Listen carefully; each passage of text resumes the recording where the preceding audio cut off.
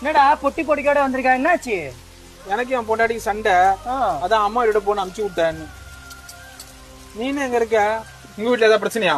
பிரச்சனைலாம் இல்ல. என் பொண்டாட்டி ஃப்ரெண்ட்ஸோட ஜாலியா 10 நாள் டூர் போயிருக்கா.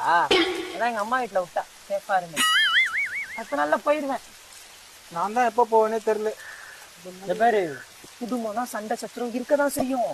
நம்ம தான் பண்ணிட்டு தாழ்ந்து போனோம், புரியுதா? சும்மா புசுக்குன்னு பிறந்த வீட்டுக்கு வந்துடக்கூடாது. அக்கம் பக்கம் பார்த்தா என்ன பேசுவாங்க? நரம்பு இல்லாதாக்கு 4 விதமா பேசும்.